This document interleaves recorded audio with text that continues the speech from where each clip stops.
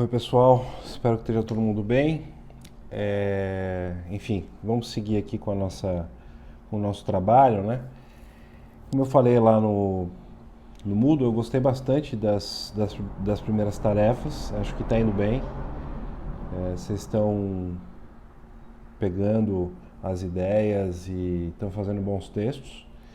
E em final de hoje, né? Nessa semana, a ideia é a gente consolidar alguns conhecimentos que já foram trabalhados a partir da leitura do meu texto sobre segurança jurídica, sobre o qual eu vou falar um pouco, e a partir do vídeo do professor Tércio Sampaio Ferraz, que também faz uma avaliação da hermenêutica jurídica no mundo contemporâneo, né? E se vocês prestarem atenção na palestra do professor Tércio, né, tem um momento em que ele fala da literalidade do texto, né, da questão da literalidade da literalidade do texto. E ele diz que nos dias de hoje a literalidade passa a ser um argumento, né? O argumento da literalidade do texto. Isso pode passar despercebido na palestra, mas é importante prestar atenção, porque quando a gente fala do argumento, da literalidade do texto como um argumento, ou do texto normativo, né, como argumento, eu já estou num outro mundo, né, da hermenêutica jurídica. Porque para uma concepção, ainda assim, mais antiga, o sentido do texto era autoevidente, né? Era como se fosse uma verdade inquestionável. Pelo menos essa foi a pretensão da cultura dos códigos. A ideia de que o texto poderia chegar a um tal grau de precisão, a um tal grau de certeza, que ele seria autoevidente. E não faria sentido falar em argumentos sobre a literalidade do texto, né? Porque se o texto é literal, né, tem aquele adágio romano, né, in claret cessat interpretatio, né? Se o texto é claro, não cabe interpretar, então aplica-se o texto, não tem interpretação, mas, né, o professor Tércio fala lá, olha, a literalidade se torna um argumento no contexto contemporâneo e a gente começa a entrar num mundo que é de argumentação, né, um mundo de argumentação, hermenêutica que acaba, né, adotando um estilo argumentativo e não mais uma hermenêutica que simplesmente se preocupa em fixar o sentido do texto e aplicar o texto no caso concreto, né? Porque para fazer isso eu já preciso argumentar, né? Isso que eu estou tentando mostrar para vocês, que a gente está tentando trabalhar nessas primeiras aulas e que vocês já começam a ver nas atividades, né? Então vejam, a primeira atividade que eu propus, né? Eu pedi para vocês fazerem uma interpretação finalística e uma interpretação literal de um texto normativo, né? Teve um exemplo que apareceu nas respostas muito bom, um exemplo criado, né? Bem simples e que dá para entender, enfim, é bom como aquele meu do peixe do aquário, né? Bom, se houver uma norma que diga, olha, é proibido pisar na grama, e se a pessoa deitar na grama, ela vai ser punida, né? Se eu fizer uma interpretação estritamente literal, pisar não é deitar, portanto, a norma não se aplicaria. Mas se eu fizer uma interpretação finalística dessa norma, a finalidade da norma fixada pelo legislador era preservar a grama. Pisar ou deitar danifica a grama, portanto, né, é proibido deitar também, está pressuposto no texto. Mas veja, né? Já estamos no mundo do argumento, né? E aí como é que eu escolho entre essas duas? Ah, professor, mas é óbvio que... Será que é óbvio? Né? Será que é óbvio que eu tenha que sempre adotar uma interpretação finalista quando, né, enfim... Ah, mas só quando for um caso absurdo, né? Mas quando é que eu sei que o caso é absurdo, né? Isso é autoevidente? Ou depende de argumento, depende de argumentação? É isso que eu estou tentando mostrar para vocês, né? No paradigma anterior, na visão mais antiga sobre a hermenêutica jurídica, como eu partia do pressuposto de que o texto, né, tinha um sentido autoevidente, ou poderia ter um sentido autoevidente, eu não tinha esse espaço para argumentar. Agora eu tenho espaço para argumentar. E eu posso argumentar, inclusive, com o sentido do texto, defendendo um sentido para o texto, né? E no caso da argumentação jurídica, isso é obrigatório, né? Eu não posso fazer uma argumentação jurídica ignorando a Constituição, ignorando o direito positivo, ignorando a jurisprudência, né? Ignorando a tradição, enfim, os materiais jurídicos que foram produzidos pelas fontes reconhecidas, né? O problema é que esse material, não, especialmente o texto legal, ele não esgota, né? Ele não é suficiente para resolver os casos concretos. Eu preciso desse momento da argumentação e é isso que esses autores começam a mostrar, não dessa maneira, não com esses termos, cada um com a sua linguagem, né? Cada um com a sua linguagem. O Kelsen vai dizer, bom, é uma escolha subjetiva do juiz que acontece, é uma política, né? É política jurídica, né? Simplesmente o juiz escolhe, ele tem poder para fazer isso, ele não fala exatamente de argumentação. O Hart vai falar da comunidade dos intérpretes, né? Toda a linguagem humana é indeterminada, inclusive a linguagem jurídica, portanto o sentido dos termos, inclusive o sentido dos termos jurídicos, depende dos intérpretes. No caso do direito, as autoridades competentes são muito importantes nesse processo, né? Os juízes, especialmente, são importantes nesse processo, juízes e juízas, porque vão fixando o sentido dos termos dos textos legais, né? Mas mesmo nesses dois casos, se eles ainda não falam explicitamente de argumentação, né? Se eles não falam explicitamente de argumentação, a gente já está num momento, né, que os próprios positivistas, né, que são esses dois, Hart e Kelsen, já reconhecem a indeterminação e já têm dificuldade de construir um modelo hermenêutico que dê conta, né, dessa nova situação. Qual que era o modelo anterior? Se vocês abrirem um livro de, sei lá, direito civil um pouquinho mais antigo ou de introdução ao direito, vocês vão lá ver, métodos interpretativos, né? Tem métodos interpretativos. Aí tem lá os métodos interpretativos. Método literal, método histórico, método finalístico, método, enfim, tem lá os vários métodos, método gramatical, né? Essa organização foi feita pelo Savigny, que é um autor alemão, ele que organizou esse negócio no volume 1 do Tratado de Direito Romano que ele escreveu. E já é uma tentativa de organizar, já é um momento de crise da ideologia textualista, né? Já é um momento de crise da ideologia textualista. E é uma tentativa de organizar esses métodos. Tem um método sistemático, tem um método histórico, tem um método finalístico. Mas qual método prevalece? Né? Qual método prevalece quando eu tenho um problema real diante de mim? Eu vou favorecer uma interpretação literal, gramatical, eu vou favorecer uma interpretação finalística, eu vou favorecer uma interpretação sistemática, eu tenho que fazer todas ao mesmo tempo e ver qual é que faz sentido. Vejam, percebem que nós já estamos num momento de crise do textualismo, em que eu não consigo mais... Né? Nunca houve uma boa hierarquização entre esses métodos ficam meio soltos, porque eles já demonstram a crise, eles já são uma espécie de explicitação, né, da crise do textualismo, e, portanto, eu não consigo mais ficar só com o texto como instrumento para fazer o meu raciocínio jurídico. Eu preciso de alguma coisa a mais. O Kelsen vai falar com uma escolha, o Hart vai falar que é discricionalidade, que também é uma escolha no vazio, e os autores que reagem ao Kelsen, reagem ao Hart, que são esses autores da teoria da argumentação, vão dizer, olha, a interpretação é um processo argumentativo, e a gente vai ver nas próximas aulas aí a visão do Dworkin, a visão do Vivek, a visão do Alexi, né? E começando com o debate Hart-Dworkin, né? Que é um ponto de viragem importante que vai ser a discussão da semana que vem, e eu vou postar essa aula em seguida, enfim, até quinta-feira, não dessa semana, da outra, ela vai estar no Moodle, né? Então, em função disso é que o meu texto fica mais fácil de se compreender. Porque, vejam, se vocês lembrarem lá na Teoria Pura do Direito, vocês leram o texto, né? Vocês vão ver lá um trecho em que o Kelsen diz assim, e eu aproveito esse trecho no meu texto. Ele diz assim, olha, a partir de agora, o problema da segurança jurídica só pode ser resolvido por aproximação.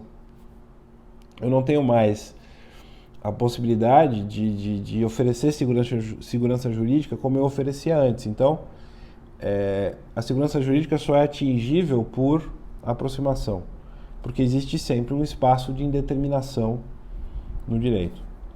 O que eu faço no meu texto? Eu digo, olha, essa posição do Kelsen é uma posição, essa afirmação do Kelsen é uma posição que eu vou considerar não equivocada, mas insuficiente para entender o mundo contemporâneo. Não é que a segurança jurídica só possa ser atingida por aproximação, é que eu preciso mudar o conceito de segurança jurídica. Eu não posso mais imaginar que a segurança jurídica vai ser a existência de textos precisos para resolver todos os casos concretos. Essa é a minha tese no texto, esse é o meu ponto no texto, né? Vocês vão ler, vocês vão ver. Eu digo, não, eu tenho que mudar o conceito de segurança jurídica porque eu estou mudando a visão de direito, né? Então, o meu conceito de segurança jurídica também tem que ser pensado nesse momento contemporâneo a partir de uma visão argumentativa, a construção do sentido do texto, né? Mais para frente eu volto a essa discussão, mas a construção do sentido dos textos e a construção do sentido do direito, ela precisa ser feita de tal maneira a gerar segurança jurídica, né? Então, é o processo de argumentação, é o procedimento de argumentação, é um bom procedimento, é um bom processo de argumentação que vai gerar segurança jurídica e não mais pura e simplesmente o texto. Então, mudou, né? É como se o Kelsen ele tivesse um pezinho no passado e um pezinho no futuro, né? Ele é o nosso autor que faz a transição do 19 para o 20. Ele ainda parece que ele tem uma nostalgia da segurança jurídica como se pensava antes.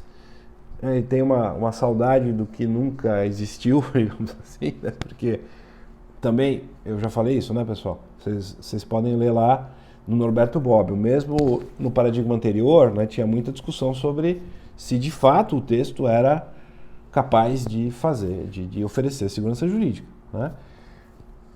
Mesmo naquele paradigma anterior, já tinha uma discussão sobre analogia, preenchimento de lacuna, né, o sistema ser incompleto. Então, nunca foi assim um troço, né, perfeito. Essa ideologia, ela sempre funcionou de maneira parcial, como toda ideologia, né?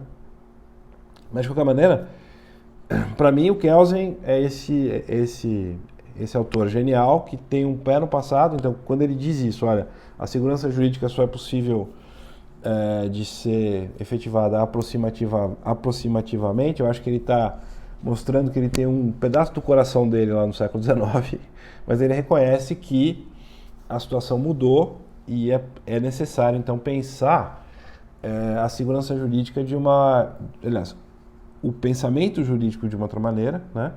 A hermenêutica jurídica de uma outra maneira, mas ele não chega a reelaborar o conceito de segurança jurídica, é isso que eu faço no texto, e aí vocês podem ler o texto para ver como é que eu faço isso, né? É justamente essa proposta de não olhar mais a segurança jurídica a partir dessa, vamos colocar assim, de uma ilusão, né, de que o texto normativo um dia vai ser claro, um dia vai ser fácil, né, resolver os casos concretos simplesmente aplicando o texto geral ao caso concreto, subsumindo o texto ao caso concreto. Então eu tenho que pensar a segurança jurídica construída no processo de argumentação.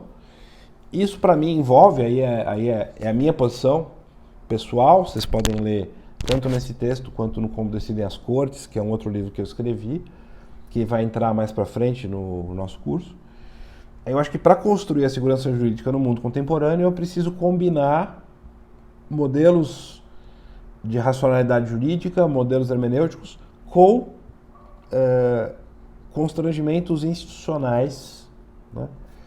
Como, por exemplo, duplo grau de jurisdição, o sistema de padronização da jurisprudência, quer dizer, então tem sempre uma combinação entre um modo de raciocinar juridicamente que, enfim, eu falo sobre isso mais detalhadamente no Como Decidem as Cortes, nesse texto que vocês vão ler também eu falo. E também mecanismos institucionais que controlem a decisão do juiz para estabelecer padrões, né? Para estabelecer padrões, eu chamo de constrangimentos institucionais. E aí é assim que a gente constrói segurança jurídica no mundo contemporâneo. Não adianta mais ficar só com o texto normativo, né? Então, mas veja, nesse texto que vocês vão ler, mais importante até do que a minha própria proposta, claro, eu espero que vocês se interessem, eu sou professor de vocês, estou escrevendo sobre isso, né? Gasto bastante tempo com esses textos, lancei um livro recentemente, né? Direito das Lutas, onde aparece também a discussão desses problemas, mas para esse momento do curso, para esse momento da nossa reflexão, o mais importante é vocês entenderem, né, por que é que raios que esse professor, José Rodrigo Rodrigues, foi escrever um texto retrabalhando, propondo um novo conceito de segurança jurídica. Por que por um novo conceito de segurança jurídica? Né? O que levou esse... Né? Qual é a questão que está por trás desse texto? Isso que é mais importante entender, e é essa questão que eu estou apresentando aqui para vocês. Né? E é importante entender também uma das respostas à tarefa, uma ou duas pegaram isso muito bem. Eu recomendo que vocês leiam na literatura complementar que eu tinha indicado, se vocês tiverem acesso, o livro do professor Dimitri de Mullis, né, que chama O Positivismo Jurídico, Dimitri de Mullis. Nesse livro, ele diz de maneira muito clara, também o verbete que está no dicionário de hermenêutica do professor Lênio, ele também fala isso, que os positivistas contemporâneos têm uma dificuldade de construir modelos hermenêuticos, né? De construir então, assim, procedimentos, regras para se fazer a interpretação. O Kelsen vem e diz, olha, é política jurídica, é escolha subjetiva. O Hart, um pouco mais, ele fala, bom, tem a moldura, né? Então tem que decidir dentro da moldura, e o papel da ciência jurídica é construir a moldura. Só que, veja, a moldura ela é dinâmica, né? Ela vai se transformando em função das interpretações, e tem várias interpretações possíveis dentro da moldura, então não é um processo estático. Né? Então, a ciência jurídica tem muita importância para fixar essa moldura, os juízes também vão fixando essa moldura, mas ela é relativamente indeterminada. O Hart é uma coisa, né, diz coisas não com outros conceitos, mas está presente essa ideia de indeterminação nele também, quando ele diz, olha, a linguagem humana é variável, ela então varia de sentido em função da comunidade dos intérpretes. O direito tem uma linguagem com textura aberta, como toda linguagem, portanto, existe um espaço para interpretação. Os intérpretes, em alguns casos, eles chegam a um consenso. Isso são os casos claros, e em outros casos eles não chegam a um consenso, esses são os casos difíceis. Né? Nos casos difíceis, onde não tem consenso entre os intérpretes, o que acontece? Decisão discricionária. Né? O intérprete decide discricionariamente. Vocês vão ver isso mais claramente quando o Dworkin fizer as críticas ao Hart. Pô, mas se é discricionário, depende da vontade, ele está dizendo a mesma coisa que o Kelsen? Aparentemente sim, né? Depende da vontade do juiz, ele decide arbitrariamente ou autarquicamente quando não tem, né, quando não há consenso entre a comunidade dos intérpretes. Aparentemente sim. E aí, como é que fica? A segurança jurídica, como é que fica a discussão, né?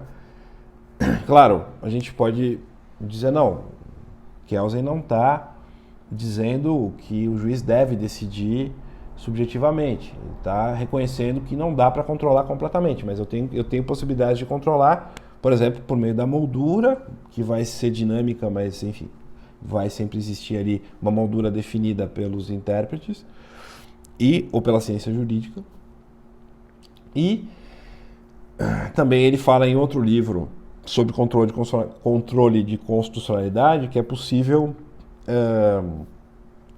controlar o juiz por meio dos tribunais superiores, né? O controle de constitucionalidade controla a interpretação do juiz de instância inferior, então eu tenho aí o que eu chamaria de constrangimento institucional. O Hart vai dizer, não, veja, a discricionalidade ela ocorre sim, mas são casos minoritários, são casos muito minoritários. A maior parte do tempo, o juiz está decidindo ainda com base nas regras, né? São casos minoritários, então isso não chega a abalar o positivismo como teoria, mas os críticos vão dizer, bom, mas vocês estão admitindo então que tem um espaço de arbítrio, é isso? Que pode haver decisão pela pura vontade, né? Como é que fica esse negócio?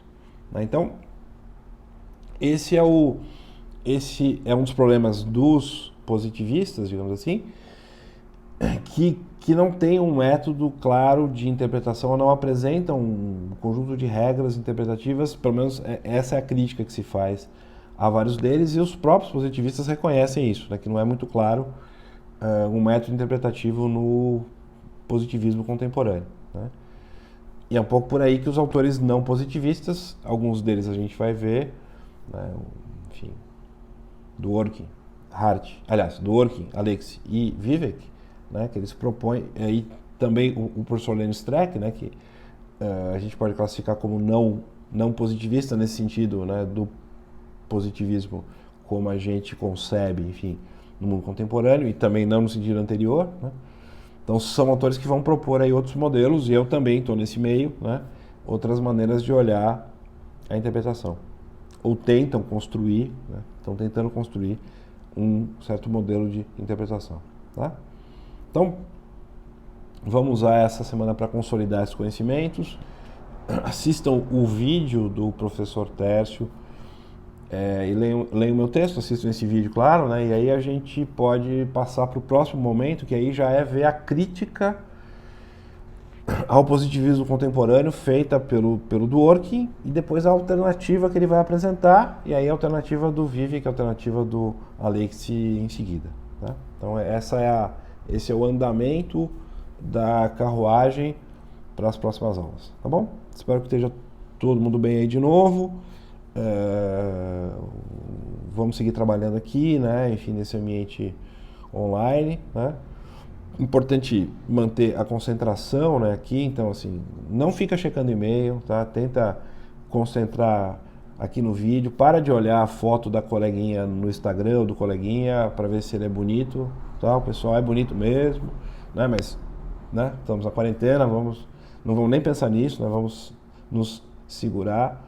Assim, fora de brincadeira, né? Eu sei que é difícil no ambiente virtual, muitas vezes a gente manter a concentração, mas vamos fazer um esforço, porque eu acho que se vocês continuarem se engajando nas atividades como estão já se engajando, e com a interação que a gente está conseguindo fazer, vai ser um curso muito bom. Vai ser assim, espero que essa coisa toda se resolva, né? Mas mesmo que a gente tenha que ficar aqui mais tempo, o curso vai ser muito interessante. Eu fiquei realmente satisfeito com as tarefas e espero que mais gente faça. Acho que está faltando umas 3 ou 4 pessoas só fazer as tarefas. Vamos ver se o pessoal consegue se organizar, e vocês continuem a me mandar essas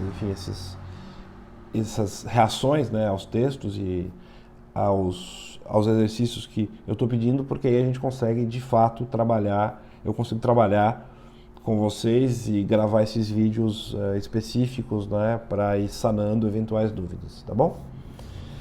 Então é isso aí, pessoal. Bom dia, boa semana para todo mundo, e a gente se vê proximamente. Um abraço.